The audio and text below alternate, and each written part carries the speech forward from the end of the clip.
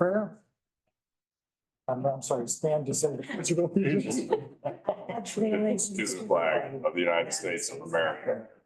To the republic For which it stands, one nation, under God, indivisible, with liberty and justice for all. Kind of a shocked look over there, Kim. Okay, now we'll get our roll call, please. Commissioner LaHaye, Here. Commissioner Ludlow, Here. Commissioner Bray, Commissioner Peters, Here.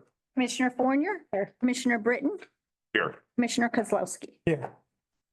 Okay, so I did breeze right over that. So it is for the prayer by Pastor Terry Denmark. Well, good afternoon. Thank you for inviting me to come and pray, because there's nothing better we can do than to ask the Lord's will in what we do. And so in 1 Timothy chapter 2, it says, pray for all people, especially those that are in leadership positions. So let's go to the Lord and ask him to bless each one and the meeting. Father, thank you for this day. It is one you've made, and we are rejoicing and glad in it. Lord, I pray that there be a special ability of cooperation today, that Lord, as business is done, let tempers not fly, but let calmness prevail. Lord, I bless each and every one of these commissioners that have given their time, and ask them to for you to give them a special wisdom and understanding as they conduct that business today. Lord, bless each and every one in this room. I ask it in the name of Jesus. Amen. Thank you. Okay, we need a motion to adopt the agenda. If there's anything that needs to be pulled, added. Huh? Roll call. Oh, we already did it. I jumped ahead. She jumped ahead. Yeah. I'm keeping people on their edge. So, But I have an item to pull from the agenda. no. No, Not, you have it from the consent. calendar. consent calendar. I'll make that motion to adopt the agenda. So nobody had anything to add? Everyone's good? Would you want to move the special orders to the end of the meeting? Just simply because it involves the visit offsite at the end? Yeah. Okay, so we'll move that to the end. Second. We have a motion, we have support. Any questions? If not, all those in favor signify by saying aye. Aye. Opposed, same sign. Motion passed. Okay, public comment. So we'll start with public comment. I know we have a lot of people here, so I'm not sure if everyone wants to talk. We do have a lot on our agenda today. So if we get to a point that we're running too long, we'll have to carry over those public comments to the end if we get too many public comments. So we do have two opportunities for public comment. And again, like I said, we have a lot to discuss today. So we'll start and I'll call, is it Ira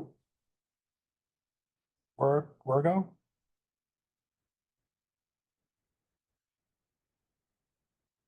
Just, if you could just state your name Ira Virgo, and address. 4152 Maple Lane Road. Wondering if all the laws that was changed for Long Lake Park is gonna be redone because people were not notified of the meeting, like your rugs and all that. This is your opportunity to public comment. This isn't our, we do not normally respond during public comment. Okay, well, that's what I'm here for, because changing all the rules and everything out there without everybody being notified. So that's what I'm here for. Okay, all right, thank you. Next. Is it Amy DeRocha?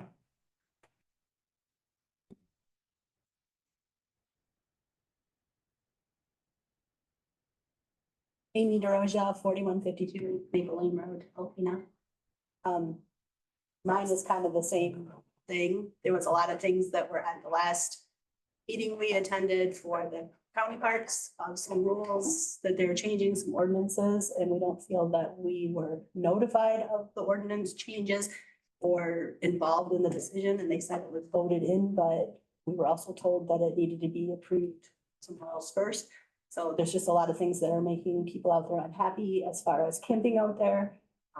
Not allowing rugs, allowing dog fences, the parking range. I mean, there's just a lot of things that are changing. We would just like to be involved in some of that decisions before they were actually passed. Okay. All right, thank you.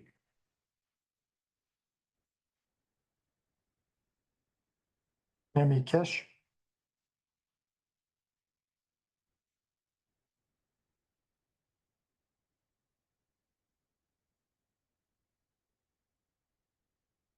Tammy Kish, 4059 South Partridge Point Road, Alpena, Michigan. Here for the same thing. We were told that ordinances were passed, it came to the full board, and come to find out that it wasn't even brought to the board meeting yet. And we would just like to figure all this out, and so we don't have so many unhappy campers there. And even passed here just a couple of years ago, raised rate out there, allowed the refrigerators. Now they're telling them that they're not gonna be able to have them again. And we're just wondering why. Are they gonna lower the cost because they raised the rate for electricity? We're just a lot of unknown, and it's making a lot of people very unhappy and very nervous about putting their deposits down and everything else. And we don't think it's fair. Okay. Thank you.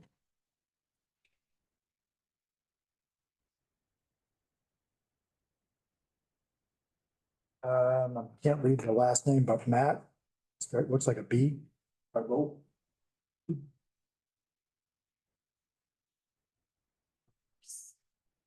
Barlow, Michigan.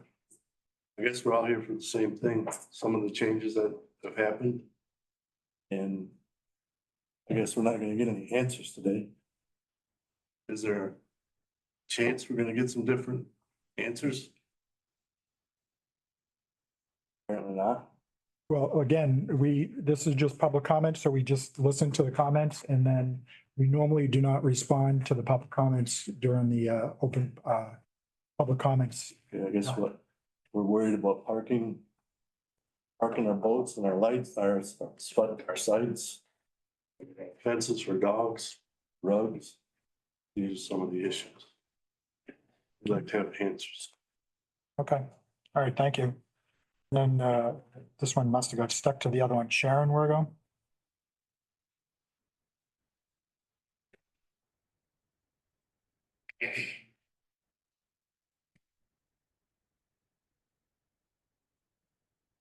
Sharon Wargo, 9452 Long Rapids Road, Alpena.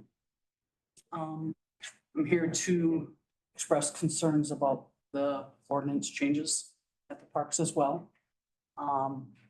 We were told when they kind of ran through the list of what was going to be proposed, we were under the impression it wasn't okayed yet, and then it had to be done at this full board meeting. This is the first full board meeting that has been held since then. So how were those ordinances already passed and put into place? Because we attended another meeting after that, and we were told it was a done deal at that time. People are concerned about not having rugs or decks. We understand the problem with it killing the grass. I agree. But there isn't much grass out there to speak of at all. Our lot is basically a unfinished construction site full of clay. Stacks up on your shoe that thick whenever it rains, slippery, nasty. And road gravel that was put there is not proper. They had to put something there after the construction because the lot was so soft and your camper would sink right down in there. You wouldn't have been able to get in there at all. So we're just hoping for some reconsideration. I don't have a dog, but I understand the concerns of people that have dog fences. To have a pet out there for 5 months on a 6-foot leash, to me, that's not very humane. So they put up these dog fences to kind of control their dog, keep it within a perimeter. Some people use them for small children, toddlers that, you know, are having a little bit of trouble not staying out of the streets. And they get a little busy sometimes. So it's a little bit dangerous. So they have a concern. They also have a concern about the boats not being able to park on your lots. if you park them out in the back lot where they're suggesting, you're open to theft. Have a lot of problem over the years with kids coming out of the neighborhoods behind there themselves to whatever. Then it was told that perhaps we should have insurance on those boats. Should tell you I don't have a boat either, but I think that's just being kind of negligent not to protect your property. If your boat could be parked on your lot within a perimeter, doesn't impede fire trucks, ambulances, anything safety related. If the lot is big enough to contain that, I think they should be allowed. When the big fishing tournaments come to town, I don't see them parking on that parking lot. The boats also need to be plugged in at night to charge up the trolling motors. And it would be nice if they had that option. Them big fisherman tournaments aren't gonna come to town, spend all that money if they cannot properly fish the tournament because their equipment has died on them during the night. Sharon, your time's up. And then, Sharon, yes, your time's up. Sorry. okay, sorry. That's it. So those are the only cards that I have. Does anybody else have a public comment? A few more minutes.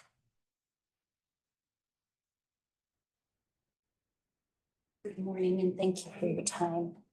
I am Could you the, just, my name is Michelle Bailey and I am the director of Sunrise Mission, our homeless and domestic violence shelter here in Alpena. We are located on, at 622 West Chisholm Street, here in the city. And what we are experiencing is unprecedented. We are experiencing a crisis in homelessness, particularly with women and children and families. I am running at beyond full capacity. We have plenty of room and have had plenty of room for well over a year for single males, which predominantly were what we were seeing prior to the last year and a half of this influx. NEMSCA is reporting, and I believe the numbers are higher than what they're reporting actually from what we're seeing, that there are 130 unsheltered women, children, families, and individuals in Alpena right now. The program that we offer is, an 80-day program where, because we're not federally funded, we do not provide amnesty, which is allowing individuals to bring in weapons, drugs, and alcohol into shelter, locked up, and then returned to the owner in the morning and turned out for the day. That's not how we operate. We're 24/7, 365 days a year, every holiday. We never close, and we need help. We need help. I am having to turn away children and families, and it's getting cold. Winter's coming. There's been a lot of city and county discussions. And with all due respect, I understand the need to understand what is causing homelessness. However, we're well beyond that. We are in solutions. Our guests have to remain sober. We do refer guests that are struggling to Sunrise Center, and we work with Sunrise Center to provide sober living. And that has been very successful. And so I am begging for help. Please help us. Please help our community. When there are shelters that are federally funded, one of the requirements is the amnesty, which we don't have to provide because we're 100% donor funded. And that is when you are seeing that there is an incentive to keep their beds full and the busing in of people from outside the community, which Sunrise Mission does not bus anyone into Alpena. And you also see an influx in violent crime and desperation in our downtown areas. The perception of our beautiful downtown area is taking a hit. Our homeowners are upset, our business owners are upset. And, we have individuals that are going downtown to patronize our businesses. And quite frankly, they're seeing, okay, thank you so much. Thank you for your time. thank you. So I know we have something on the agenda that's really important. Janelle, how much time do you have? About 10 minutes. Okay, I can wait. one more public comment and then we'll move on. Thank you, Mr. Kozlowski. My name is Bob Lang, reside on Third Avenue here in town. Been a seasonal camper out at Long Lake for almost 10 years now. And at other campgrounds, private campgrounds in the area as well. One of the big issues that are coming because of what's happening here, you see most of the people speaking today are on the issues of the new rules coming about.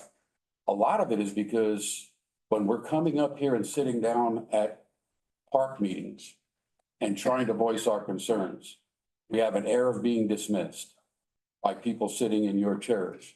It happened at the last meeting, and quite frankly, I did call out one of the members on it. The issues are this. Number one, a lot of rules have been changed. A lot of rules that have been longstanding in the parks for ages. A lot of these rules and a lot of these things they're trying to cut out have benefited the park and changed it from what the perception was years ago, where people wouldn't come to the park, to what it is now. A place where you can bring your family, a place where you can enjoy the outdoors, a place where the county park is the county park and not a party campground. We have different things like the decks. The decks and the rugs. First of all, they're asking for 2x3 or 3x3 rugs are the most you're gonna be allowed. They don't even make them in that size for camping rugs. The decks, we're being told that they're there, and the reason the rules there is it's killing the grass. Well, the rules for the grass were not, the grass being killed wasn't from those things per se, because they were killed beforehand, and those were put down to stop the gravel and stop the dirt and everything else coming into people's campers. Talking about parking on the sites as far as for your boats. I put my boat, my pontoon out a lot right after we've made the new sites. So it was great. Until I got hit overnight, nobody called me and told me. Although the park manager at the time knew about it. There's a lot of different things, but even more so is a fire safety issue of one of the rules that's coming about where you're adding a couple of sites. You're adding and closing off one site next to site number 74. And the whole turnaround area that was there at the old launch is going to be turned into at least one, if not two, drive-through sites. That's going to limit fire apparatus and police apparatus getting in should you have a fire situation, of which we all know there's campfires in that site. One fire gets going, one camper goes, and I was in the fire service for 6 years and almost 25 years in law enforcement. I can tell you right now, a camper is a matchstick that's going to go, and it's going to go from camper to camper before anybody can even get there. And somebody's going to die if the trucks can't get in there. I think it's a fire safety issue. We feel like we've been dismissed. We've been put off every time we come to a meeting. We're told, oh, we decided on that before, but we're going to decide on this again. But yet at the last meeting, somebody came and spoke to a couple of different members of this board who said they didn't even know it was an issue. Well, you know now it's an issue, and we are asking just that you reconsider this, take this off the table, and take a look at the concerns that we have and see if a compromise can be reached. That's all we're asking. Thank you. Thank you. Okay, we're gonna close the public comment at this point. We'll have a public comment, more public comment. So if anyone didn't get a chance to speak now, at the end of the meeting, we'll have plenty of time for everyone to get to chance to do their piece. We do have to get to the next item, which is Janelle Mott, is the child care fund budget. Thank you, and thank you for accommodating my schedule. I have presented you with the memo as well as the attachments outlining everything we're asking the state to approve for fiscal year 2026. Memo makes clear it is a $200,000 increase, which I know sounds terrible, but a lot of it is just we could potentially spend this money. I know a lot of you are new and have not been through one of these before. The budget that I present to you here that I'm asking you to approve and sign for the state is not the actual amount of money I expect to spend. It is a potential worst case scenario. So we don't have to go back to the state in 6 months should something terrible happen and we need to spend all this money. I am actually requesting a decrease in allocation for next year in my 292 fund, but I'm asking you to approve the full amount as presented and authorize the chairman to sign. Okay, does anyone have any questions? I have a couple. I'm all ears, Chairman. Okay, and I probably know well, I don't know. I don't want to say I know. So under your document, the grant, it says revenue 50,000. Is that the money that comes from the sheriff's department? No, that's revenue we anticipate from things like billings we've done in the past for placement costs, probation oversight fees, drug testing services. In the past, if a kid was placed on probation and placed in a facility with $10,000, we would bill that money back to the parents, and of course, the parents make payments. Some of them are still making payments. That's what that revenue is. Okay, Payments from parents and kids that owe us money, okay. wanting restitution or court fees. So the only other question, which is part of that revenue is, so you're expecting $28,000 less in revenue this year. Was that based on what you're actually getting in then? It's based on a law change that limits our ability to seek collection. We used to be able to show cause people, hold them to payment schedules, potentially payment plans. We could garnish income tax refunds from the state of Michigan. Last year, the state shut down our ability to do that. Obviously, we've seen a decrease in revenue. Because of that, we expect that decrease in revenue to continue for fiscal year 2026. Again, based on the law, not anything going on in my office. Okay. Anybody else have anything? Well, I don't want to monopolize this. Okay, so I would look for, I guess I'm looking for a motion to adopt, or let me just get back here. A recommendation to approve the 2026 Child Care Fund budget for Alpena County in the amount of $1,485,520 for the juvenile division as presented. I'll make the motion. So I'll make the motion. moved by Commissioner Bray, supported by Commissioner Peterson. Any final discussion? If not, roll call, please. Commissioner LaHaye? Yes. Commissioner Ludlow? Yes. Commissioner Bray? Yes. Commissioner Peterson? Yes. Commissioner Fournier? Yes. Commissioner Britton? Yeah. Commissioner Kozlowski? Yes. Motion carried. I approach with the. Yep. I just sign it right now and then I'll make sure your office. Who's got a pen?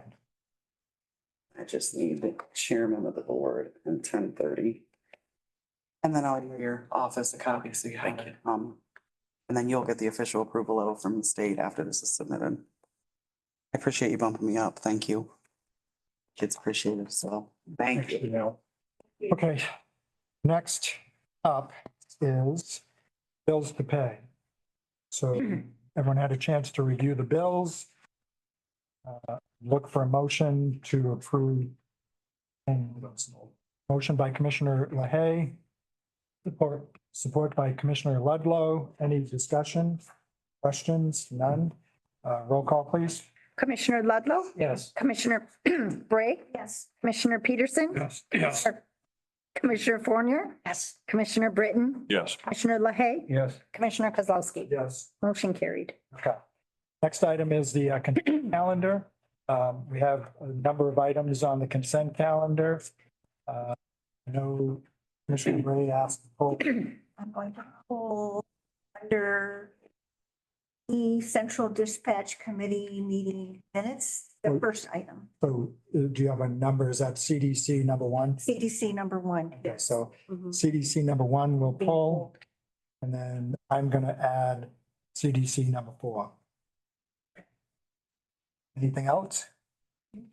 If not, look for a motion to approve the consent calendar with those items removed. Okay, the motion, did I already ask you that? No. Well, you just made the last motion. Okay, so we have a motion by Commissioner LaHaye for the consent calendar, I'll support. support by Commissioner Bray. Roll call, please. Commissioner Bray? Yes. Commissioner Peterson? Yes. Commissioner Fournier? Commissioner Britton? Yes. Commissioner LaHaye? Yes. Commissioner Ludlow? Yes. Commissioner Kozlowski? Yes. Motion carried. Okay, so we'll move on to the item that was pulled for you, CDC number 1. If Kim could kind of explain. She explained to me why it was pulled. Podium, please. Yes, Well, she didn't pull it, you did. she recommended that I pull it. Okay, come on up. I'm drawing a blank. I apologize, Kim. I know you embraced me. No worries. So there was some confusion on this policy that was taken to the committee. It's actually a law enforcement policy, cancellation of calls. But there was some language added by the committee that is already included in our EMS cancellation of call policy that's not needed on the law enforcement policy. The title of the policy doesn't state that it's law enforcement. That was the confusion. So the policy, if you can table it and send it back to the central dispatch We're just gonna committee. table this and then send it Yeah, back. if you can table it and send it back to them, we'll add law enforcement to the title to do away with any confusion in the future, but it just needs, the policy just needs to go back to central dispatch. Okay. So we're gonna table CDC number 1 to go back to that specific committee to review and update, correct it. Then it'll be put on a future agenda. We don't have to make a motion on that, correct? Okay. Well, and don't go anywhere. I was staying. So I pulled CDC number 4, language, and I don't know whether. So I've already said this 3 or 4 times this, just in the last week. If we have a contract, if we have bylaws, if we have a policy, and the policy states something, we need to follow the policy. Your new ambulance, whatever it's called, call. Dispatch of ambulance. Dispatch of ambulance states that they refer to the ambulance as EMS. When our ambulance contract specifically states that in the contract, which is a 6-year contract, that the ambulance will be referred to as Alpena County EMS. So, and I've said this 3 times this week, and I know Laura was at one of the meetings, either we have fixed the policy, or in this case, it's a contract, and I don't know if we want to open up a contract just to change that. We can figure that out. But so what I would suggest, we'll table this one. It'll go back to your committee, and you can have that discussion and have that mention brought up that our ambulance contract specifically states that they will be referred to as Alpena County EMS. I did bring that up at the committee, but this was a request that came. So I honored the request, but told them that it would be a commissioner decision. Okay, and so I'm saying that it goes back to you. Very good. And we'll have a meeting again in January, so those will both go back to the committee. Okay. All right, so we're good? Thank you, Tim. Thank you. Thank you.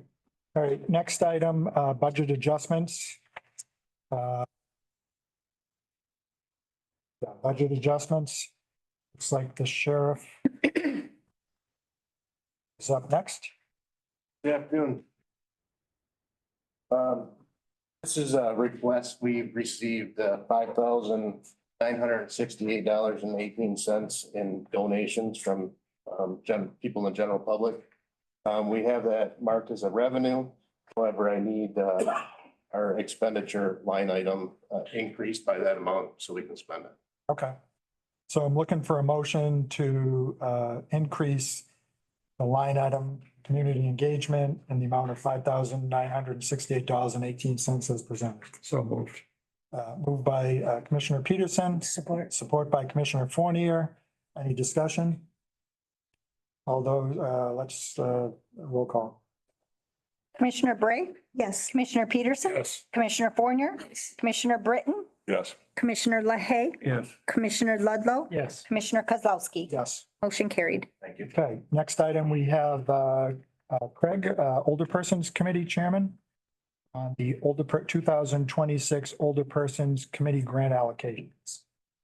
Good morning. From the Alpena County Older Persons Committee. I'm here to present the 2026 request recommendations from our committee. I think our committee did a pretty good job this year. The majority of all of our requests were funded by 95% or more. I think we did a good job, and I'm here to just present that. And if you have any questions about those recommendations, we'll try to answer your questions. Does anybody have any questions? No questions? There's a surprise here. I have a couple questions. You do? Yes. Okay. So when I reviewed your grant allocation, I just we got a couple comments or questions. On the bottom, and I did look at your balance sheet for last year to try to figure this out. You have new programs and it's allocated $2,000. Is that $2,000? I know like the Youth and Rec has a mini grant. What is that $2,000 for? That's designated new programs, because I was a little bit confused when I read through this. And number 8, you have the Hubbard Lake Baptist Church Sunrise Community Food Program, which is a new program. But then I guess I didn't understand what the 2,000 new. Okay, that's been the committee's been doing that for as long as I've been around. Well, and I did see it was in last year under a new. I know. Okay, that's fine. The only time that I've ever seen any of this being used was that sometime between when we allocate or when we made our recommendation and when we were doing the next year, the Alpena Senior Center came up with a request because they were doing a program with exercise, and I might say this wrong, but they needed money to buy some, say, like kettlebells or whatever to produce so they could go with, and that was basically a new program that they hadn't had before. So that's how I've always been doing the recommendations, or my understanding of those were that $2,000. It's not a lot of money, if you will, but if something small comes up, say if, it's something a little different or whatever that goes between when we recommend to the next year, okay? Yep. Does that answer the question? Yep, and that's kind of like what I could be, even though it's a small amount, something that might be needed if there's. Yes, and the thing is, I do realize that the Hubbard Lake where we recommended for them, I know that is a new program, but they came through the process of, when we requested, did for requests for funding. They went through that whole process, and I worked with the treasurer's office to make sure that we were doing it in the right way, if we were to do any money to them, okay? So, okay? Yep, and then I'm just gonna throw my 2 cents in here on the, where did it go?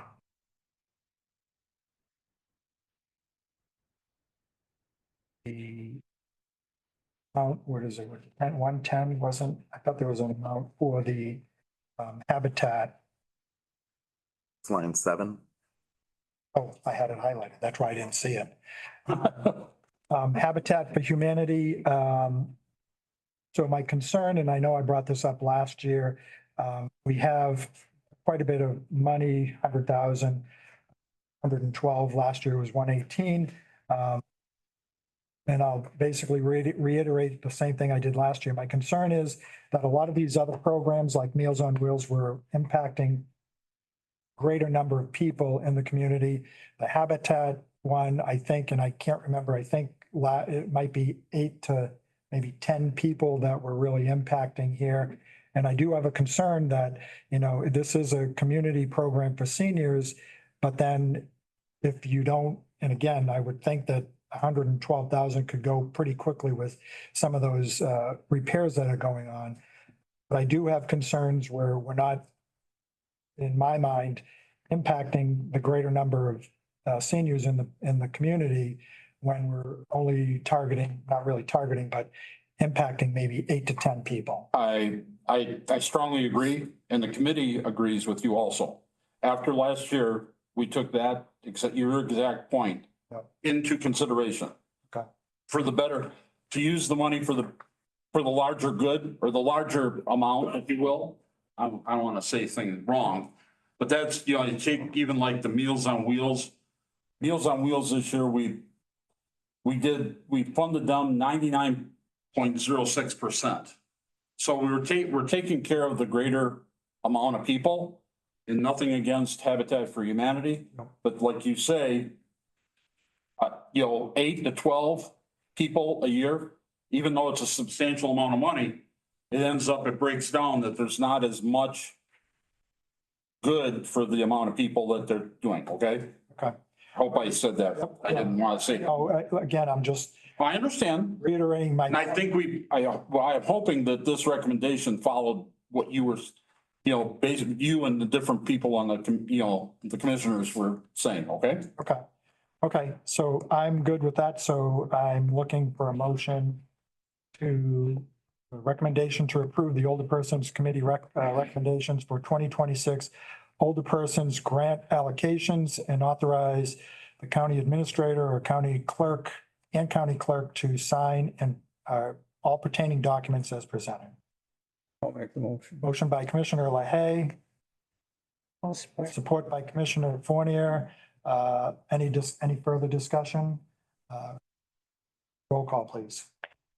Commissioner Peterson, Yes. Commissioner Fournier, Yes. Commissioner Britton, Yes. Commissioner LaHaye, Yes. Commissioner Ludlow, Yes. Commissioner Bray, Yes. Commissioner Kozlowski, Yes. motion carried. Okay, thank you. Thank you very much.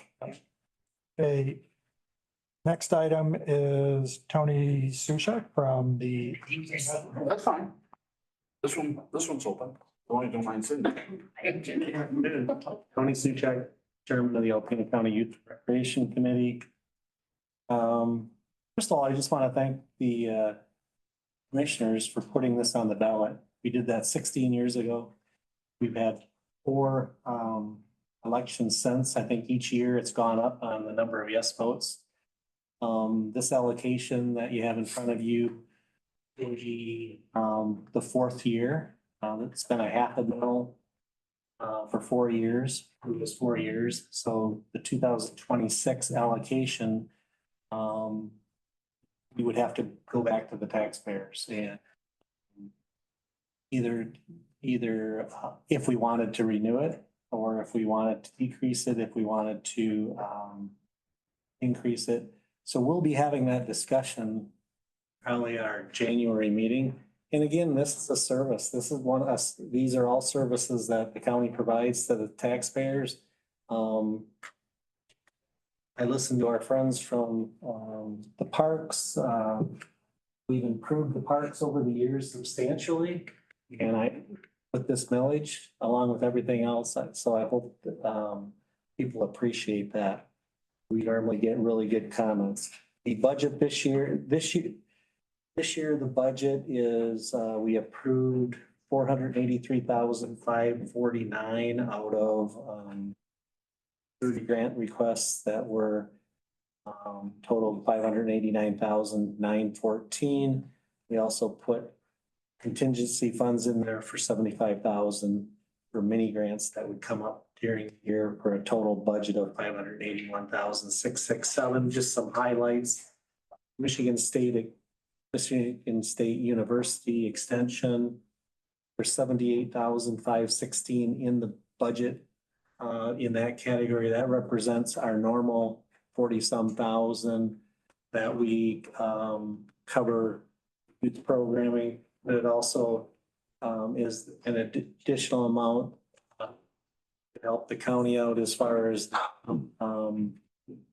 the administration, the office, if you will, the office support programming at the fairgrounds, which is vitally important for MSU to run that program. And then there's obviously $100,000 in there for supporting the operation of the pool. There's a lot of programming like for Karen Shore Little League, Hockey Association, on and on and on for reductions in what it would cost to register for those programs. And then there's open skating at Northern Lights Arena that people can go and skate for free on certain nights or days when school's not open or something like that. So our process, if you're new, people apply by May 1st. The organizations apply by May 1st. We allow the committee reads all the applications. they ask each group to come and present their applications, so we totally understand what they're applying for. And then we kind of, we have a vote. It's a ranking system that each committee member has to rank, and then we have discussions and come up with the allocations.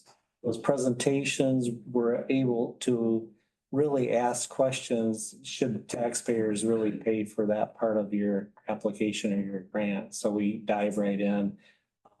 I think it's pretty intense at sometimes, but we do benefit a lot of great programs and have over the years. So I'm just here to show you our recommendation and then take any questions if there are any comment. Any questions from anybody? So I did talk to Lisa because I did have some concerns, and we talked through my issues to make me feel better. Not that I've come to quite a bit. But when I saw the increase in the mini grant, I did have, like I said, when I called Lisa this morning and talked to her, I said I had some concerns about how that grew. But when you do all the figuring, you had fewer grants with less amount of money or less requested money. So you're able to increase the mini grants. And I did mention to her that, hopefully that, this doesn't turn into people didn't put in their grants and then like the easy way out is to go get the mini grant. But we talked through it and so I'm good with that. Yeah, the mini grants, normally they're allowed, we made an exception for MSU last year, but normally, it's for smaller amounts. Yeah, and that's what she We said. have a fund balance this year because You had fewer grants. we had fewer grants. Normally we get $1 million, over $1 million of requests every single year. And that doesn't mean we just give out, like this year we had less, we had 589,000. That we still knocked off over $100,000 because it needs to be a good grant. It needs to be, so putting that $75,000 in there, we may not use that, but it's available, it's approved by you. Yep. And we can use it then if we do have, I know, for instance, we've been approached by the Thunder Bay Arts Council. They want to do something, and I think they're talking about putting something on the walk or something. They have a request in, and there's other groups. It just gives flexibility to the community or groups if something comes up at the last minute, not that we would spend it specifically. And then next year, in a year of an election, if there wasn't a millage, or it would be, we would have, say, $100,000 in our fund balance, the treasurer would know the exact amount, or the pool to operate, or MSU to run, it's nice to have a little bit of cushion, but also if we have $1 million worth of requests and we only have 500 and some thousand to give out, it allows us to help support those larger program or the larger amounts of requests in that given year. Yep. Okay. So look for a motion a recommendation to approve the Youth and Rec Committee recommendation for 2026 youth and recreation allocations and authorize the county administrator and county clerk to sign all pertaining documents as presented. I'll make the motion. Motion by Commissioner Britton, support by Commissioner Ludlow. Any other questions? Roll call, please. Commissioner Fournier? Yes. Commissioner Britton? Yes. Commissioner LaHaye? Yes. Commissioner Ludlow? Yes. Commissioner Bray? Yes. Commissioner Peterson? Yes. Commissioner Kozlowski? Yes. Motion carried. Thank you. Thank you. Okay, next item, County Administrator Jesse. You have a couple things that you want to present. Yeah, I'm sorry, apologies. We received a update from our medical examiner asking for a slight increase in the next contract. last time this was done was in 25 and the increase was just shy of $2,000. It was $1,852. They reworked some numbers and this year they're only asking for an increase of $498 to cover costs. This has already been injected into the budget, so it's planned for and it shouldn't affect the bottom line. I'll make that motion. Okay, so we have a motion, support, any questions? Roll call, please. Commissioner Britton? Yes. Commissioner LaHaye? Yes. Commissioner Ludlow? Yes. Commissioner Bray? Yes. Commissioner Peterson? Yes. Commissioner Fournier? Yes. Commissioner Kozlowski? Yes. Motion carried. The next item is the T hanger construction contract with Meridian Contract. So I think before we move on. I need to abstain. Yep. So, yeah, this was conducted in the same manner as we always do with these sealed bids, following the protocol that we have set forth in policy. There is a cost to the county of approximately $60,000, but we think we have that covered because the airport actually has money coming in from a reimbursement that was backdated, which should cover the amount, so it won't affect the general fund at all. So just looking for approval to sign this and move forward. So moved. So I have a motion by Commissioner Peterson. Support by Commissioner LaHaye. Any further discussion? Yes. I'd like to know what they look like. I don't see a picture. Hey, look, you know what a T looks like? I know what a T looks like. That's what it looks like. Well, how about you ask the guy next to you? I didn't bid it, so I, full disclosure, my husband put this together, so I had nothing to do with this. I can get a rendering to you. I can get a rendering to you. Yeah, I'd like a picture of it Yeah, she because wants to put it in her it's so, wall at home. it's gonna fit 20 airplanes. Yeah, well, That's what it says. yeah. It's like a long, 2 10-unit yeah, they're two long T hangers. units where probably they have, it's like a 10-car garage. Except there's probably walls in between, right? And where are they going? Because they're pretty. You know, those good little size. strips, they already have some hangers out there. Right. So when you go down Airport Road, there's a couple little fingers off of the runway Mhm. or taxiway, and they'll be building them. And again, you should know more of this, right? In that general area. I believe so, but like I said, I did not bid it. You good? After you get Well, the picture? Yes, but I mean, in the future, I'd like to see what they look like. Okay. I'm Well, serious. in the future, hopefully, we're not doing this every. Oh, well, God only knows. Okay. It's a metal building with a bunch of big doors in it. Okay. Well, they call it a T hangar because they put the planes in, so they fit with the wingspan. So the tail section's narrower. And it's wider where the wings go, the plane goes, so that's why they call it a T hangar. Okay. Any other questions, comments? I can email you the plans. Yeah, I'd love to see it.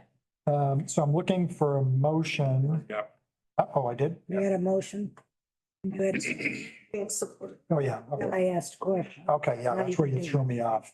Okay, roll call, please. Commissioner LaHaye? Yes. Commissioner Ludlow? Yes. Commissioner Bray? Yes. Commissioner Peterson? Yes. Commissioner Fournier? Yes. Commissioner Kozlowski? Yes. Motion carried. Next item.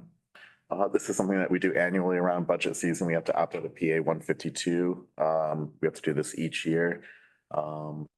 And just unfortunately, the way the statute is written, it's why it comes up again and again. Okay, so we need a motion to adopt 25-22 to opt out of PA 152 for 2026 and set custom employee contribution amounts as presented. I'll make the motion. We have a motion by Commissioner Bray, support by Commissioner Ludlow. Any further discussion? Can we do a all in favor on this one? Because this is Yeah. all. On a resolution, yeah, I would do a roll. A resolution. Roll call, all right, roll call. Commissioner Ludlow? Yes. Commissioner Bray? Yes. Commissioner Peterson? Yes. Commissioner Fournier? Yes. Commissioner Britton? Yes. Commissioner LaHaye? Yes. Commissioner Kozlowski? Yes. Motion carried. Okay, Next item, opioid remediation. So this was the first year that the opioid remediation fund steering committee was appointed and met. We've worked through a lot of the issues that popped up in forming a new committee. What they found was that it would actually work better as a 6-member committee. They do not take any type of per diem for these meetings. It's all volunteer, so it won't affect the bottom line of that fund at all. And what they did was we had a long discussion on how those how those terms would look. So if this year, rather than placing 1 member, which you already had slated because we have 1 member short, we'll instead do 2. Those will be a 1-member term. Then we took the current members and we kind of drew numbers out of the hat to figure out what those terms would be. We thought it'd work better on a 2-year term with each set of 2 members. So it'll be 6 members, 2 people have a 1-year term that you appoint for the new ones. The ones that are on there drew lots to figure out if they'd be either at that 2-year or 3-year mark. If that makes sense. It's all in the formula here. So they're just asking to expand to a 6-member board and to adopt the terms that they placed. Okay, so I'm looking for a motion, and I won't read this whole thing because it's pretty long, for the addition of 1 member to a 6-member board.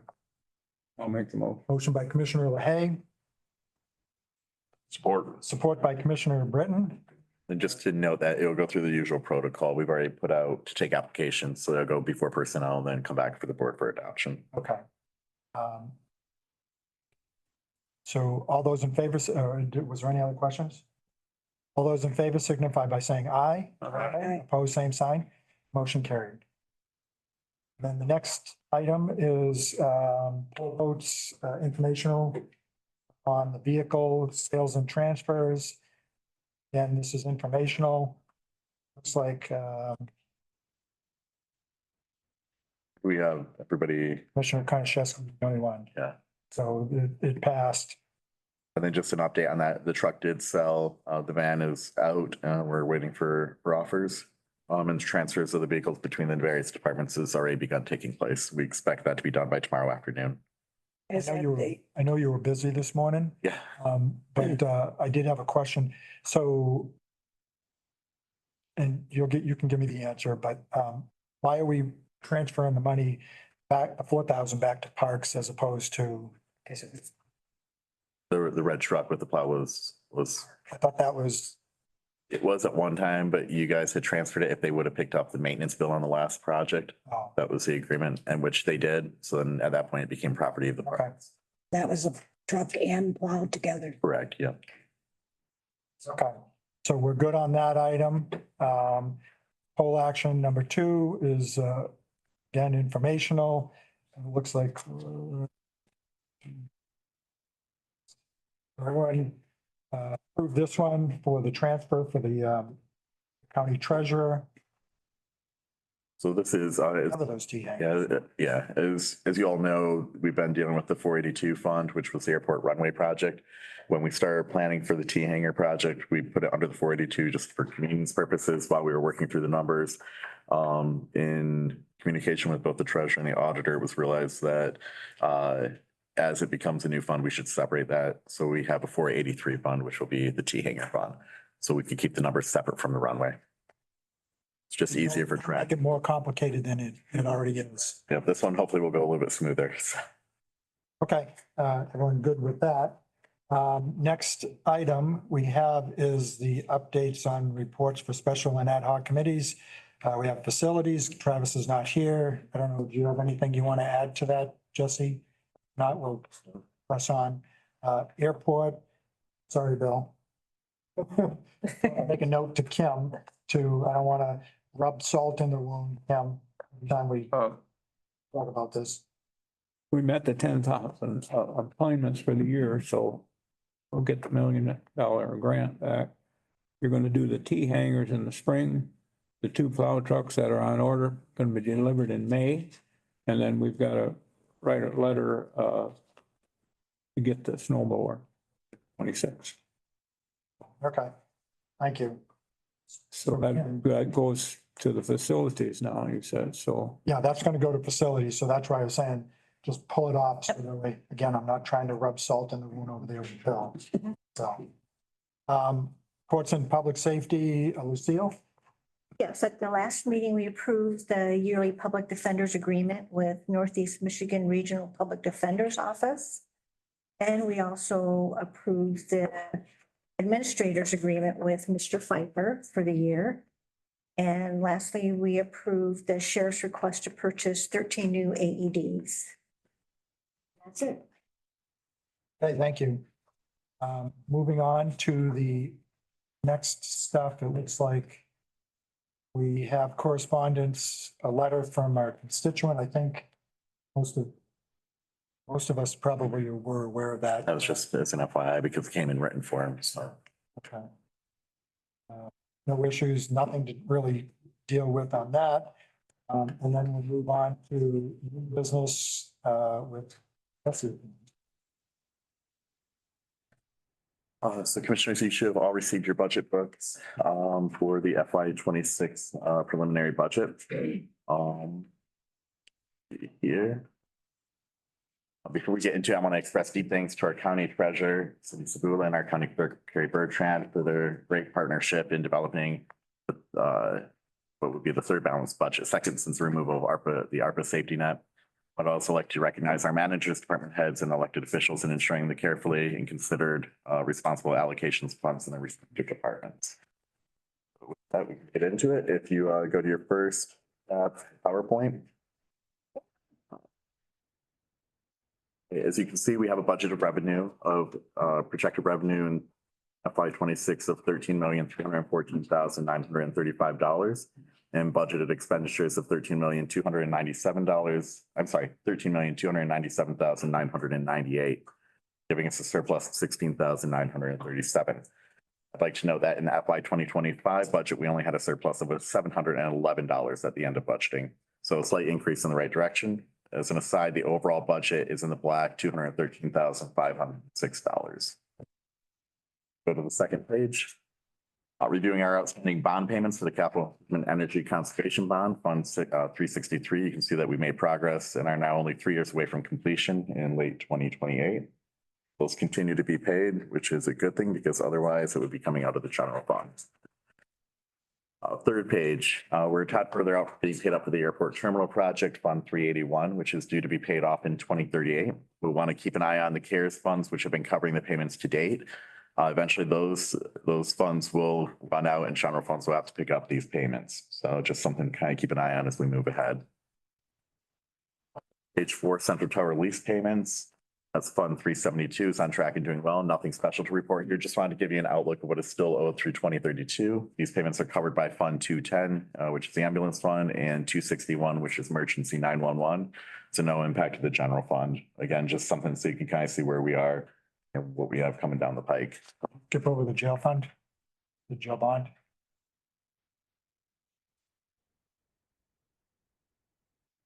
Go from airport terminal to jail bonds. That's right. I think I have Power lease. I have it in here. I was wondering, I think I have it out of sequence. Sorry about that.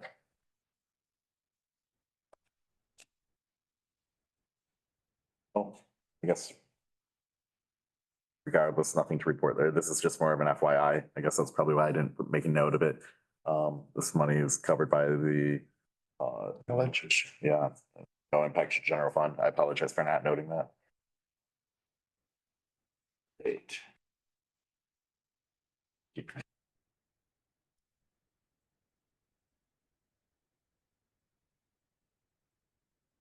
Okay, our January 2026 projected fund balance in the 677, 402, and 631 funds are all funded to meet the obligations set forth in the FY 2026 budget. As noted to some of the members that I've spoke to when I gave you your books, this is going to have to be a special focus in FY 27. We're going to want to pay attention to how to start getting more funds into more money into these 3 particular funds to make sure they're healthy. We do have some revenue that's anticipated in 26 that we didn't budget for because it's not a sure thing. So until we actually have it in hand, we don't want to count it. But as that money comes through, I would suggest that it be redirected to these 3 funds in equal portions. How do you get the funds? What kind of? It just, it's whenever we have excess, the board would move those funds into these. So they don't grow. I mean, other than that interest, but there's not much there. So From the past, and the treasurer's recommendation to move money into those funds. correct. Between you and Cindy, you can keep us on track. All right. Six. All right, and this is, I think, the most important page. Finally, we come to the end, which I believe, again, covers things that we need to really pay attention to. And it looks like everything's on track. As you know, policy currently dictates that we have to perform layoffs if unrestricted fund balance dips below 19.97 and 24.97% of the GF budgeted expenditures for FY 2026. The board has opted this year and will be voting on that policy shortly to increase the threshold to an even number, 20 and 25%, so raising it just slightly. We're currently north of 27% of unrestricted fund balance, and I anticipate that percentage will increase to above 30% at the end of the year, expecting us to end in the black and that money to then go into the unrestricted fund balance for the general fund. So with all that being said, another balanced budget, all thresholds met, no projected layoffs. I'd like to conclude by thanking the board for laying the groundwork for this budget. Earlier this year, as you held your numerous meetings and gave your valued input and recommendations on the baseline numbers. And then just to share that over the next 2 weeks, myself, the treasurer and the clerk will be available to meet with each of you if you'd like to make any final changes to the budget or any edits before you vote out for public display in November. Jesse, what's going on with the recycling? Is that in effect a bond or a bond or something? Yeah, they're actually working on, they had to get some numbers together. They don't want to put the bonds out before they know what they actually need. So there's an RFP for the building. And they don't want to request bonds if they don't know what the actual cost That will be. makes sense, yeah. I wondered where they were. So they are, So it's not getting built this year. no, No. not this year. This Okay. year. Okay. Great. Good job, Jesse. Thank Thank you. So then we'll move on to the next item. So I don't need a vote or anything. Again, that was just kind of to give you an overview. Again, as you kind of take the books home and mark them up and find questions or changes that you'd like made, any of that can be done before the next meeting or at the next meeting. If you can get it to me before the meeting, it's a little bit cleaner because we can have everything kind of printed out and the memos out to each of the members. The next item is the adoption of the FY 2026 budget policy. That's this page. We pass it every year. We basically are passing the exact same document with that one minor change that I had mentioned previously, which is in items 2 and 3. Previously, read at the end of any fiscal year, if the unrestricted fund balance is less than 24.97% of the adopted current annual budget, all part-time and temporary positions funded by the general fund will be terminated. The board has chosen to round that up to a nice even number, making it a lot easier for everybody. So that's moved up to 25%. And likewise, in number 3, at the end of any fiscal year, if the unrestricted fund balance is less than 19.97% of the adopted annual general fund budget, layoff notices to employees shall be given. That 19.97 has been raised to 20%. Other than that, no other changes have been made. Okay, so I guess we look for a motion to 2026 budget policy. I'll make that motion. Motion by Commissioner Britton, you. support by Commissioner Fournier. Any questions, concerns? Okay, so all those in favor signify by saying aye. Aye. Opposed, same sign. Motion carried. Okay, next item. We did have the prosecutor reached out and wanted to revisit a couple of her numbers. Okay.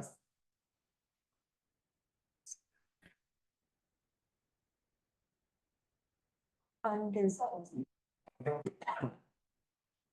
Why is it? Oh, General fund? 296. Is it still in general fund? Still in general fund 296.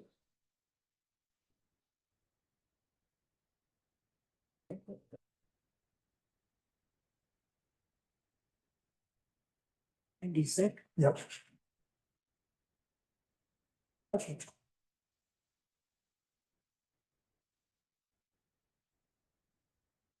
Yeah.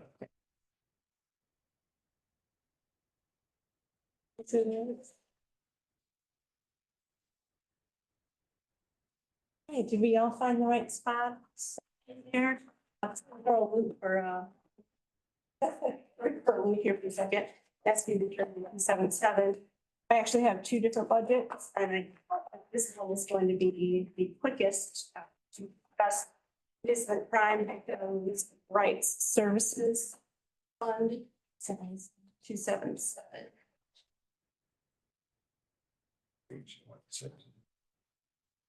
And this is at this point, 100% grant funding.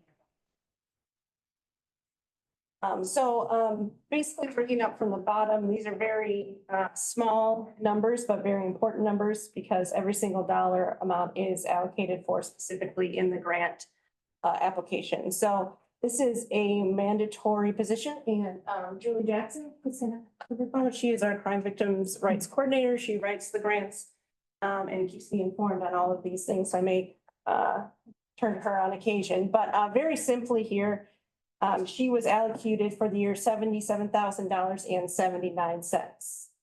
So we tried to make sure that this column totals $77,000.79.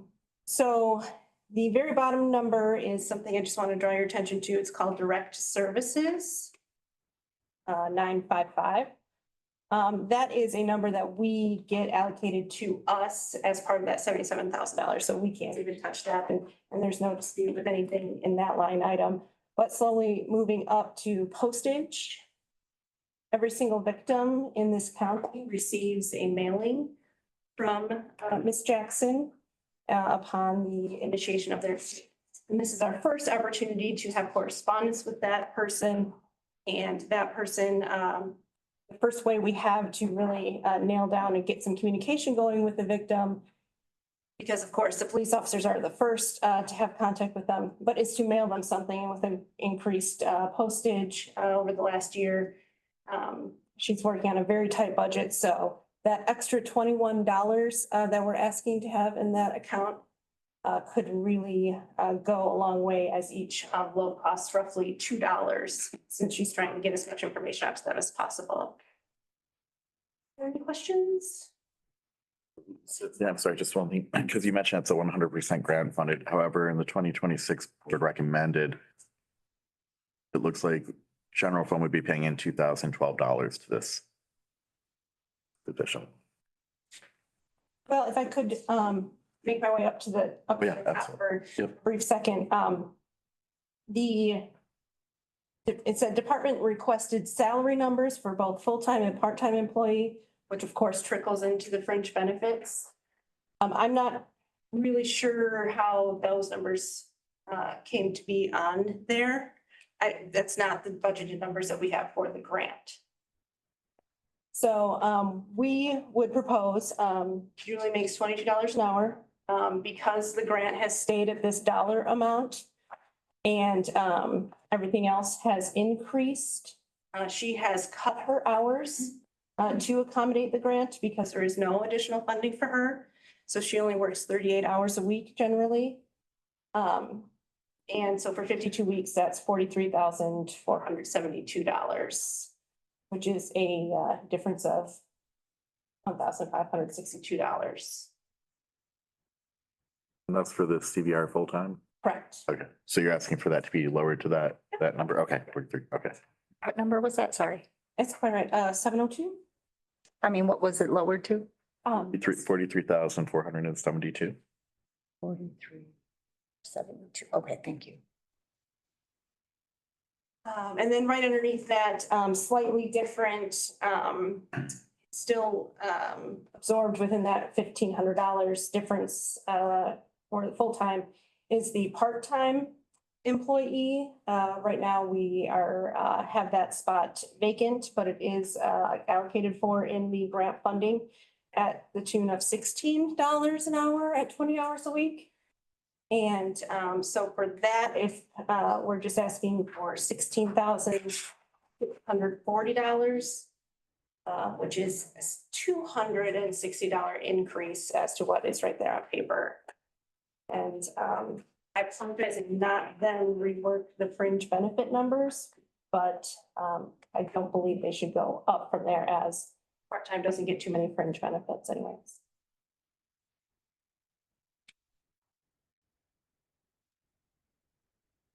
So is it just those three changes? One last thing, if I could, the $77,000 grant award then does allocate for a $900 in office supplies, which we were asking for. But the board recommended $700. So I'm just asking that we can use that 200 funds in fact to purchase what the grant allows. That's the totality of the adjustments on that particular budget. Commissioner, so it'd be a reduction actually in that column of $1,081. So you could make those changes. That would actually help. Yeah. So. But we'd still be short. If overall budget is on this budget report here is $2,012 over. That 1,000 puts a dent in it, it cuts it in half, but we're still 1,000 short. If this is supposed to be covered by grant funding. I don't know that 2,000 equates to the, well, it does, you're right, it's in the revenue section of the $77.79. Well, based on the 2026 budgeted, recommended budget. So the requested was originally 12,000, we got it down to 2,000. And then if you're adding in another 1,000, we'd still be short just over 1,000.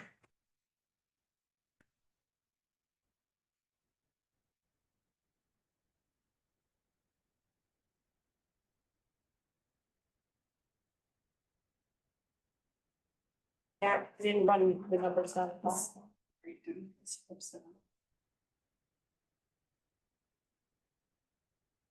Are your grant numbers final? Yes, in fact, Julie's on a fiscal year that ends September 30th, so she just started October 1. And it's less of an application so much as they get reports from Julie as to how much work has gone on throughout the previous year, and then they allocate the amount, and it has remained almost exactly the same within $2,000 differentiation within the last 5 years, I believe. And that extra, I think $1,800 comes around, they award that every 4 or 5 years for new computer equipment. So, yeah, it's still by adopting what she's putting forward that would put the $1,081 back into the general fund. So we'd still be under, but it'd actually be benefit to the general fund Well, for, rather than keeping it where it is. how is it a benefit if you're at the bottom, it's, right now, you just added 1,000 back and we're short 2,000.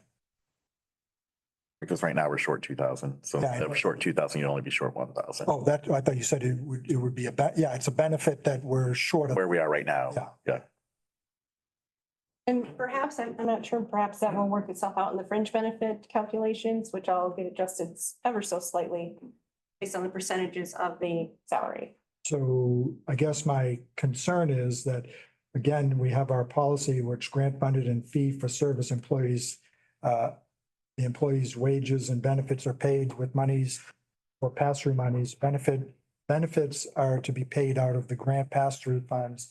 And these benefits are not to incur future liability to the county. So we're gonna have to adjust this somewhere. All right, I'll make a note and again, I'll meet with Cynthia and we can come back in 2 weeks and look at it. Okay. Absolutely.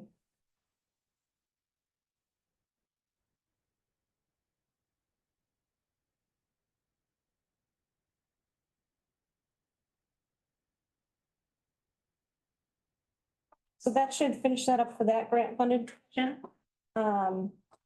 The other one is, like I say, the 96 prosecutors beloved.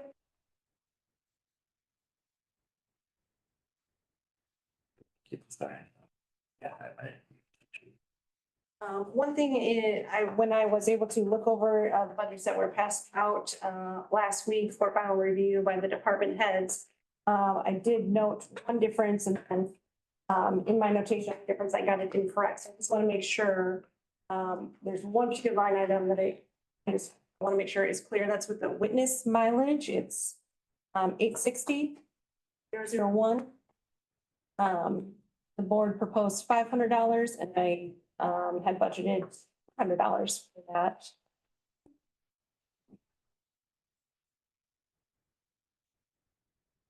Based on last several years of usage of that fund. There's some other things on there, but that was really, after looking at everything a second time, that was the one item in particular that I,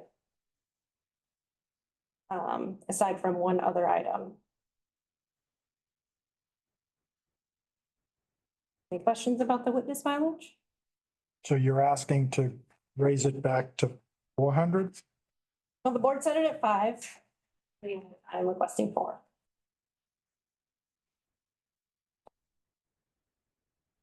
I see a recommended it was 100, not 500. Okay. Yeah. So maybe that got changed since it came out. So, right, I just wanted it to remain at 4. The 100 was the difference. And I did report that as an error.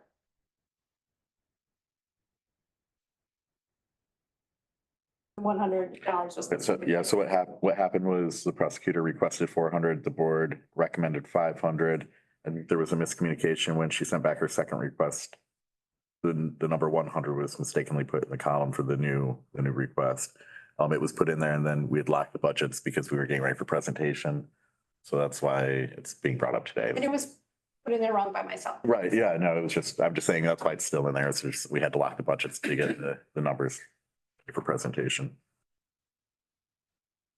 So which numbers? So we'll change that back to 400? Witness mileage 860.001. Yeah, but we're changing that back to 400. Yes. And what were the other ones that were recommended to change? So really the only remaining one that I did want to make sure to ask for, and that is the professional service line item 801-000. Did anybody have any particular questions about that line item? It was cut by $1,000, which was a little bit more than the other line items. So I just wanted to make sure that I addressed any question. So Todd and I had your budget. We never met because I did try to meet with you for a couple occasions. And then when Jesse and I met, I just went through this and based on previous fiscal years, I took an average and that's where I came up with that. Okay, and I do apologize that I was not able to meet with you on the day that you had called. I was under the impression that we were gonna reschedule. I didn't hear back. So, I did try 2 different times and then we actually asked you a couple times to come to full board. yes, and that was roughly 4 or 5 weeks before the budget was due. And so what I have found that I really need to do with my time is to set aside specific times to do various things.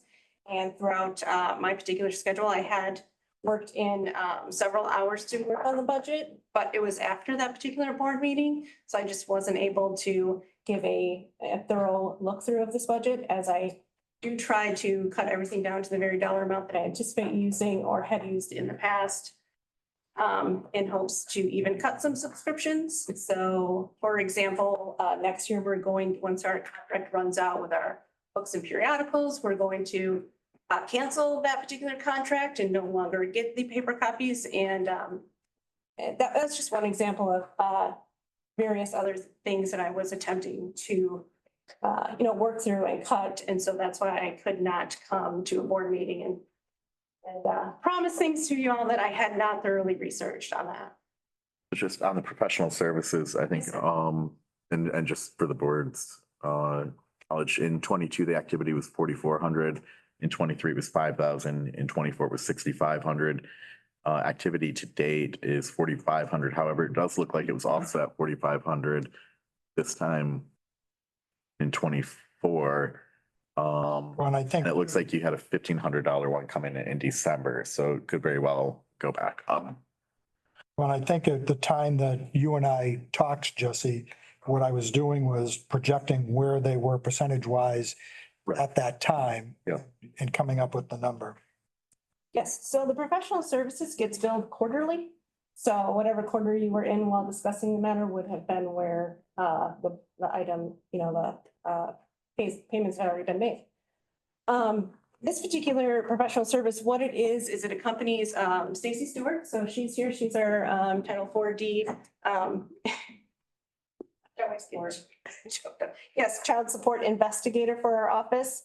And this is a contract that the county has approved for many, many, many years. And the increases that you have seen across the ages have been the increases in this particular budget. I believe we're in a 2-year cycle right now, but the board did approve this $6,000 to be spent on September 24th of 2024. And so this is really an item that we are locked into.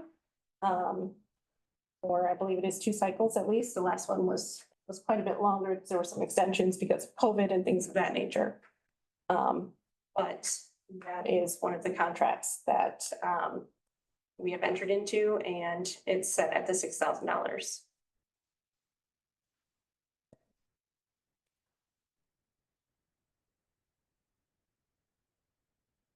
The board does have the money currently where you could move it up to 6,000. It won't put us in the red. If it's helpful as well, Stacy's position is grant funded partially, the tune of 66.6%. So of that $1,000 that is needed to round off the end of that contract, the county would really be on the line for $333-ish. The rest would be reimbursed. So what were the other ones? So I got it all marked down on here that we're asking for I've gone through I believe there's only 2 for the 101-296. It was line 101-296-860.001 from 100 to 400. got that. Right, and then just 1 second. 801 professional services, asking for the extra 1,000. Thank you. Yeah, 101-296-801.000 from 5,000 to 6,000. Those are the only 2 that we're asking then adjustments on? I believe those were The only 2 I'm asking adjustments on. The general fund earlier. Based on, so what I'm looking at right in front of me with this 2026 proposed budget. The 2 items, we're asking basically an increase of $1,400. What about that one that we did first in the 270? That's a different. It's different.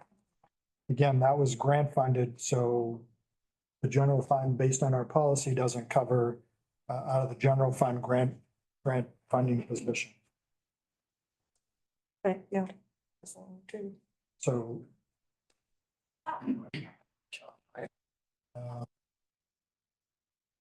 So we'll end this line on the last page will increase by 1,400. 1,300. Oh, 1,300, yes. So the 300 difference.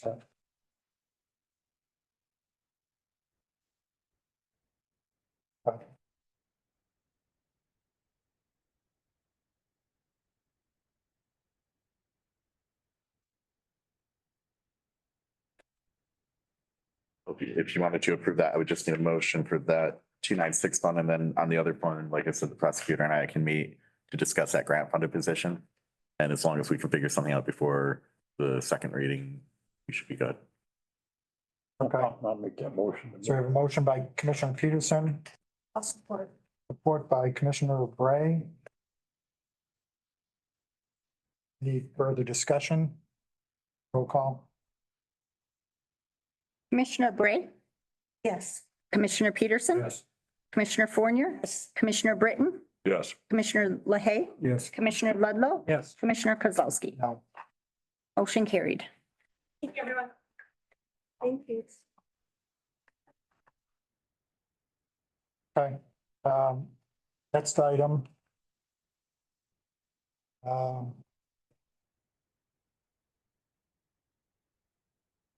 For public comment. Yeah, Can I say something before you go into public comment? sure, you can say anything you want. Well, I shouldn't Yeah, say that. don't say that. I'd like to bring it to the board's attention about the seasonals from Long Lake Park being here today. I think that make this go away, because it's quite obvious it's not going to. That I think that our board members should get a copy of the laws that had been changed, go through them before our next full board meeting. And then we could bring it up at the full board meeting. Your full board of parks. No, the full board meeting of commissioners. Okay. Yep. And have the commissioners go through them. To see what they have to say. And then to have them approve or not approve, because they've been to the last meeting they had at Sunken Lake. And I know they'll be coming to my board meeting for the parks. And they will continue, and I do agree they should either get an explanation, no explanation, whatever the county agrees to, and to make it final. So that would be at the next full board meeting in November. So I would like to add it, but I'd like to see if you have anything to say first. Does anybody have anything? I agree, Brenda. And I have a copy, a good copy that I can forward. If you can send it to Kim, we'll get it out to all the members. I already did. Okay. I didn't see one. I just sent it to Kim just to file it. Oh. Just before everything started I'd like all board blowing up. members to Yeah. get. Mhm. Okay, so we'll get that sent out and then can get that added to the full board on the end of the month of Right. next month. For November. Yeah, I think that's a good idea because I've had several people reach out to me and are very displeased with what's gone on there. Yeah. But didn't we approve it at one of our full board meetings? This earlier. I'm bringing it to the county commissioners. Okay, Right, it's a county park. okay. Okay, so we'll just get that sent to everyone, review it, and then we can discuss it next month. Good now? I'm good. Okay.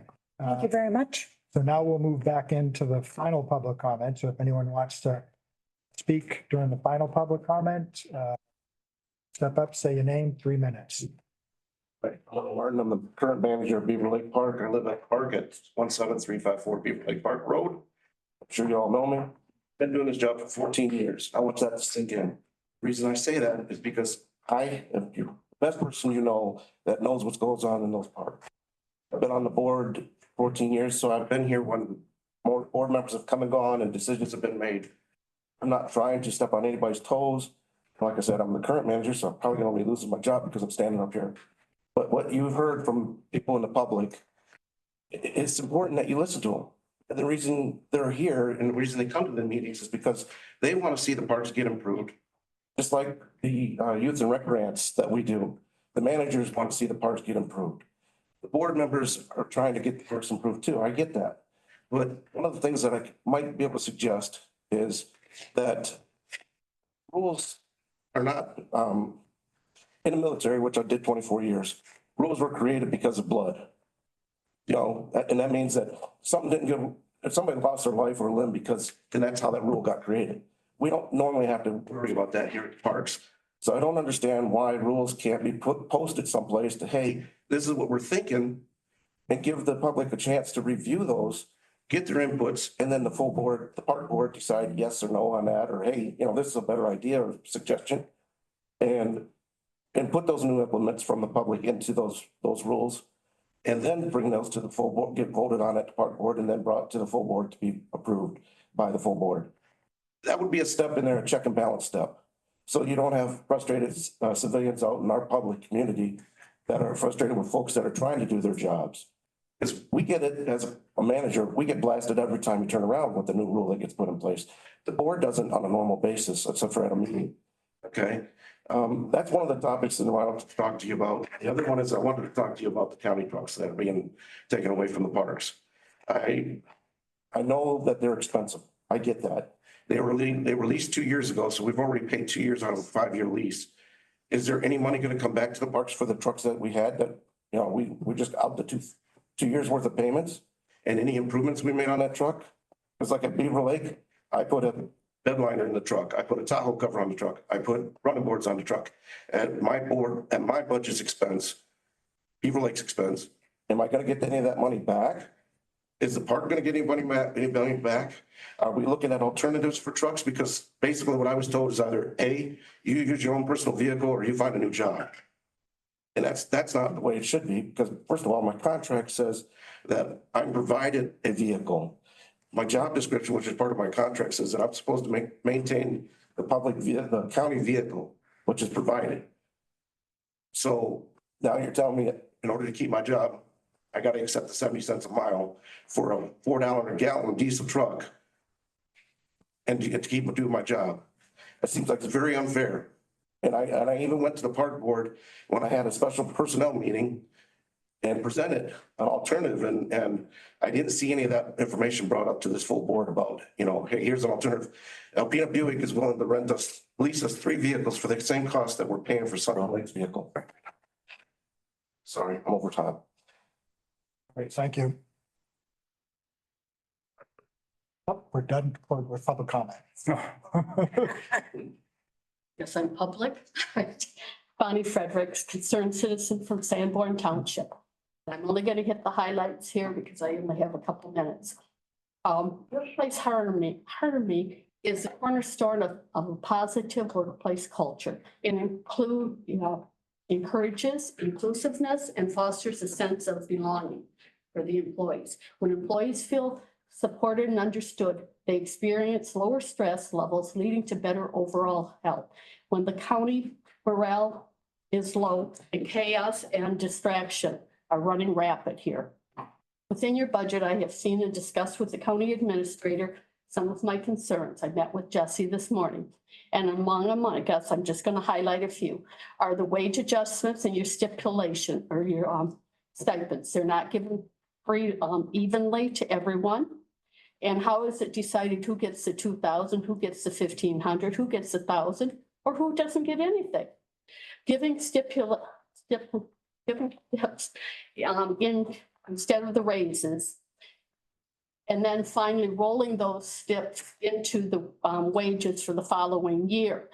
That's a very uncertain way for employees to have to manage their budgets and such. It's like dangling a carrot in front of them and saying, if you're good, maybe we'll let you keep this for next year. And if not, we don't want you to. You need to make the wages fair, not this back and forth uncertainty. Your percentage increases are only in creating a larger difference between the pay scales. Your 9-day sick time to non-union employees under the Michigan Earned Sick Time Act needs to be addressed for fairness to all, which Jesse said will be looked at. Your outside employment policy should have a clause in it to allow for them to appeal to the personnel board. It shouldn't just stop with one person's decision. Let's see here.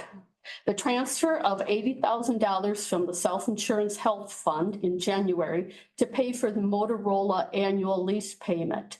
That is not what the Self-Insurance Fund was created for.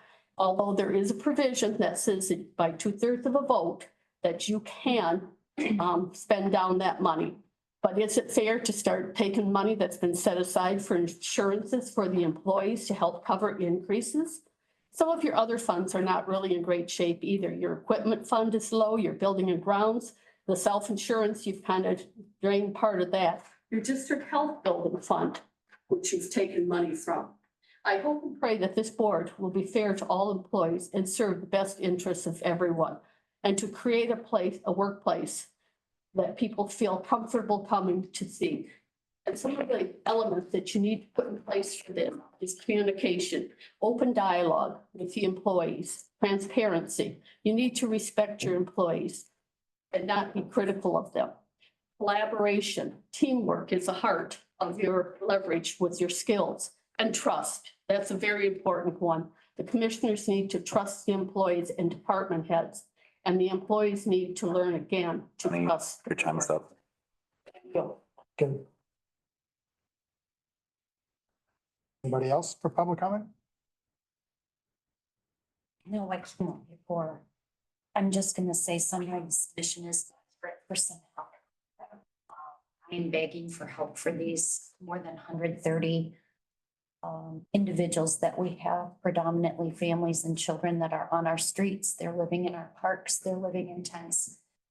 They're living in sheds and vehicles, winter approaching. We are at a crisis point, and it's only at the beginning of it. Statewide, shelters are running full. There are not many shelters that are equipped to house women and children. We are, but we can't keep up with the demand. We need to do something fast. Please help us. Thank I you. have a question. Yes, ma'am. Normally, we don't do this. The residents that you do have, are they from Alpena County or are they from all over the state? I heard that a lot of them came here from Florida, Flint, wherever, because they heard they come to Alpena County, that we're going to take really care of them. So that's why we're getting this influx of people. Quite honestly, no, we do not bus any guests in. Our guests are primarily from Northeast Michigan. They're from Alpena County. Most of them are, and Some of them are not. well, everyone that we serve is already in Alpena. Are they from Alpena County? Did they just move here? The majority of them are from Alpena County. And the ones that are not, Are the 130 that well, I would say half of the ones that are living in tents and on the street are from outside the area. One of the things that's happening is this is an epidemic and crisis everywhere. And so all of the shelters around the state throughout are running beyond max capacity as we are. And there's nowhere for these people to go. We understand that, but I think we take care of our own first and foremost. Sunrise Mission completely. And if a lot of these people are come here, maybe you could buy them bus ticket. We do. So they could go back to where they came from. We do, and it's very expensive. To help every person that comes here from whatever city, state, town, we take care of our own, and that's We Alpena County. agree with you, and we practice So diversion. you still have 100 and some yet here that are not from here, I would, but you did not tell them to go back home. oh, we have, and we've also. So you're still helping them? We're not, they're living on our streets, but out of those, half of them are from Alpena. We have elderly individuals that are living in their cars that are from Alpena, born and raised in Alpena, that because of their social security, they are choosing between housing, food, medicine, and utilities. So they get their social security, they keep it for themselves, and they go to you to get a tent, a meal. We don't provide any tents. We have nothing to do with that. What we provide is an opportunity for people to build new lives that are from Alpena, the And majority do of, they have any income of their own? they do, and we And watch. do they give you money for your facilities or food, being they have income? What they do is they put that income that they're saving by being with us in an account to help them because they have to pay for first and last month's rent and They're utilities. not living in a place, you said they're. Within 80 days, they are. So I'm just going to interrupt here, because we're kind of turning this into a debate. What I'd like is maybe you can get with, and then we can have a presentation from your office. Yes. Come and get with Kim and then engage in that conversation at that time. This is really more of a public comment, so we're just gonna try to end Yes, sir. here and then we still do have more items that we need to get. Absolutely. Thank you for your time. Yep, thank you. Anybody else that would like to come back up for public comment? Laura, you look like you wanted, no, I'm just kidding. You can come on up. Laura was chomping at the bit over here to come do public comment. That's why I should come to our meeting. One point I wanted to make is, I've had a lot of people contact me because they know I go to the meetings every month, and I currently have 16 seasonal campers from Long Lake Campground alone who have taken the time to contact me and say, that's it. If these are set in stone, they're out. I think that's a big loss. That's only one campground, and that might not be the full magnitude of it. I think you need to look at it seriously. I appreciate Brenda's suggestion that we do revisit this. I think we can come up with a compromise. If they don't want decks, they don't want rugs, let's get the grass growing first. I would love to see grass on my lot. It would be great. But there is a reason why we have what we have, and it is to kind of cover up the ugliness, and it makes it somewhere nice to be. So I'm just asking for reconsideration, or maybe let's look at some of them. If you don't have any grass, or you have a big mess, let us continue to do what we're doing to make it livable. So, And we got that scheduled for the end of the month. okay, and we appreciate that. So that's all I want to say. Thank you. Thank you. Anybody else for public comment? I would like to make a comment. Oh, no, we don't want you to public comment. I would like to make a comment. You Go ahead. can make one. I became a member of the Parks Board. This is my first year. Last year, I was a new member. And attending the monthly meetings, there was a lot of discussion of the parks losing money. They've been losing money for years. The campgrounds have been losing money for years. Let's look at how we correct this. Correcting it was changing the ordinances, looking at the rules and seeing what we could modify to help this. So the meetings, we ask for input. They're not done just to impose rules on anybody. They were originally done to correct monetary financial deficits. And to be attacked at the last park meeting and have accusations made, I got the brunt of it. And I worked on this ordinance.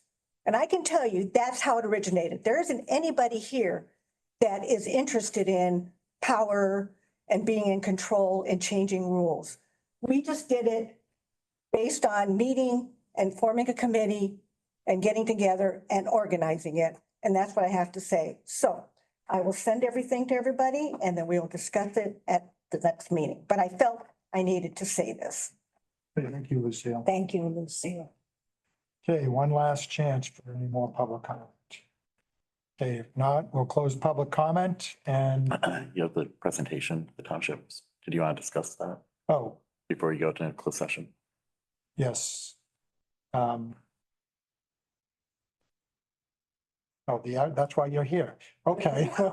I'm like, wondering why, I kept saying to myself, why are they here? So what we wanted to announce, and some know this, and we will be doing the press release after at the end of the day today. So thanks to the shirt, and that's probably why you guys are here too, right? Out of sight, out of mind. So with the help, a lot of help from the sheriff's department, JP Ritter, maintenance department, Pena CRTC, Cliff Prince. And again, I'll start at the beginning. The sheriff's department was able to acquire 8 MEP 806B generators, 60 kilowatt generators.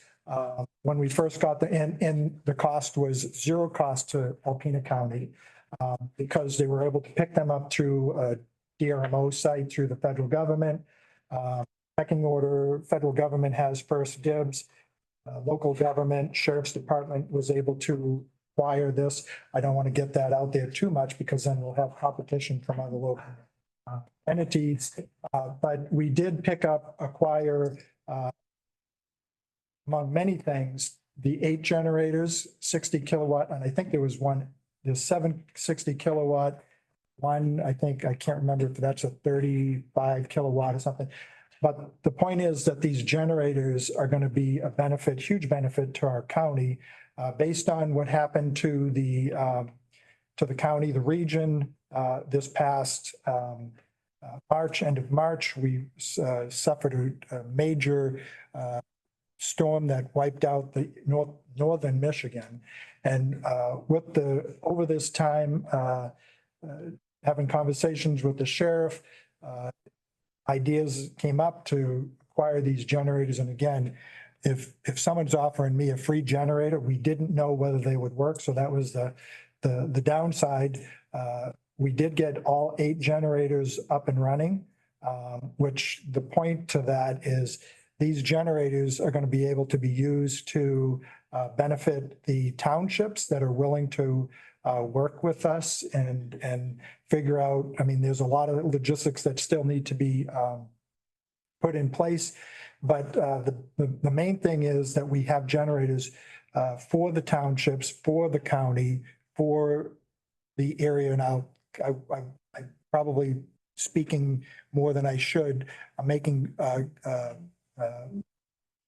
offers that maybe I don't know if I should be making yet, but I even reached out to, even though that we didn't go with them for a EM position, Presqu'île, but I don't want it to be that we're just going to benefit us. This should be, this county obviously is our number one goal, is to benefit the county, benefit the townships.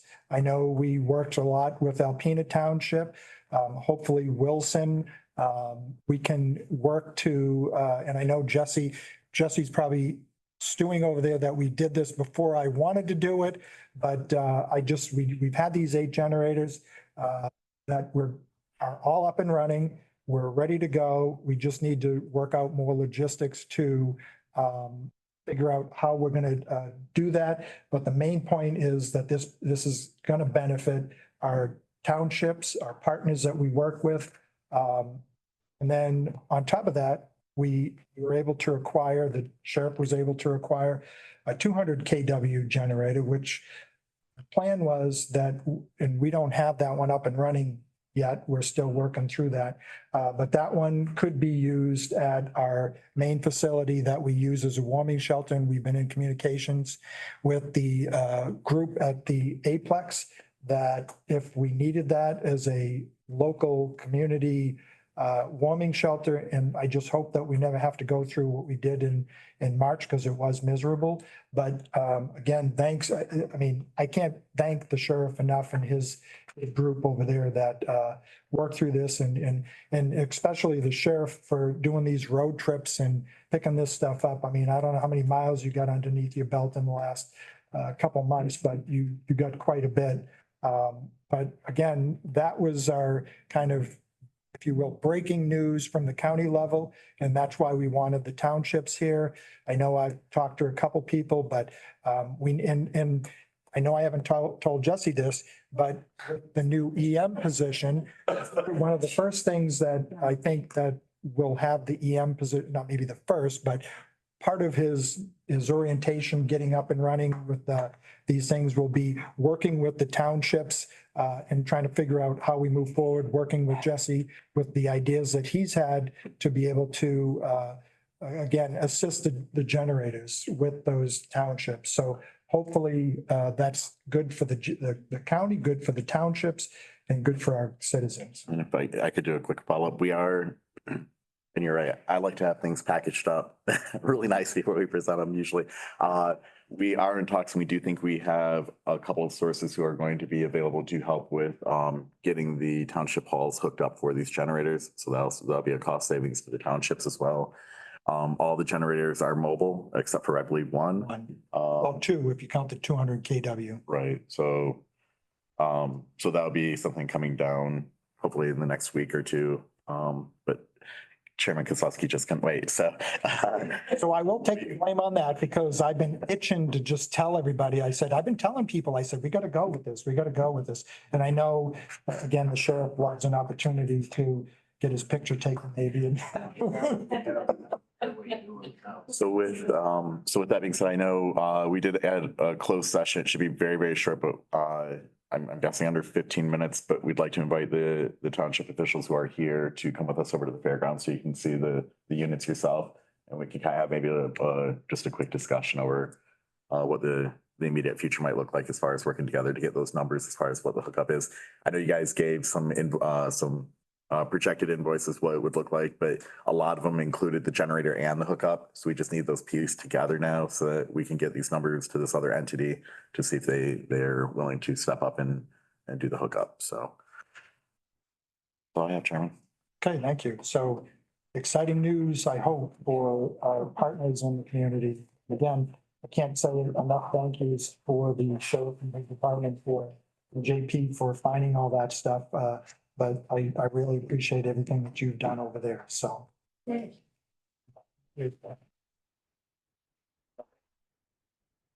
Okay, so now we will move into the closed session portion of our meeting.